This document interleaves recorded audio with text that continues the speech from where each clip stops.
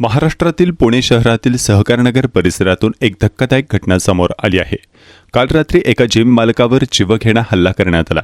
हल्लेखोरांनी परिसरात दहशत निर्माण करत सलग 3 ते 4 राऊंड गोळीबार केला। या हल्ल्यात जिम मालक गंभीर जखमी झाले, त्यांना उपचारासाठी खासगी रुग्णालयात दाखल करण्यात आले आहे। पोलिसांनी तत्परता दाखवत या प्रकरणात 4 संशयितांना ताब्यात घेतलं आहे। ही संपूर्ण घटना सहकारनगर पोलीस ठाण्याच्या हद्दीत रात्री सुमारे 10 वाजण्याच्या सुमारास घडली। मिळालेल्या माहितीनुसार 2 वेगवेगळ्या वाहनांमधून आलेल्या 4 हल्लेखोरांनी जिम मालक योगेश पाणेकर यांना लक्ष्य करत अचानक गोळीबार सुरू केला। हल्लेखोरांनी सलग 3 ते 4 राऊंड गोळ्या झाडल्या। अचानक झालेल्या या गोळीबारामुळे परिसरात एकच खळबळ उडाली आणि नागरिकांनी जीव वाचवण्यासाठी धावाधाव केली। घटनेनंतर जखमी योगेश पाणेकर यांना तातडीने जवळच्या चिन्मय रुग्णालयात दाखल करण्यात आले। तेथे डॉक्टरांच्या देखरेखीखाली त्यांच्यावर उपचार सुरू आहेत।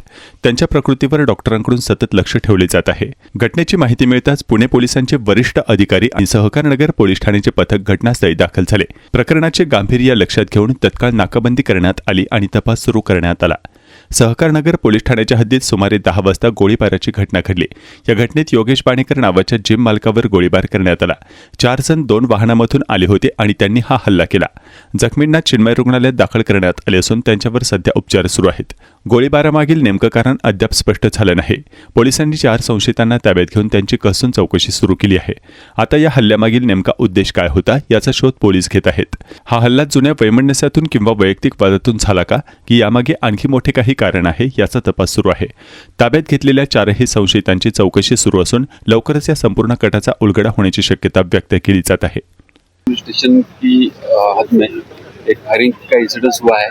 उसमें जो योगेश बनेकर करके एक जिम का ओनर है, उसके ऊपर ये फायरिंग हुआ। 4 लोगों ने 2 व्हीकल पर आए थे, उन्होंने फायरिंग की है और उनको मारा भी है। उनको हॉस्पिटल में दिल्ली हॉस्पिटल में लेके गए हैं और वो अभी प्रतिसाद दे रहे हैं उपचार।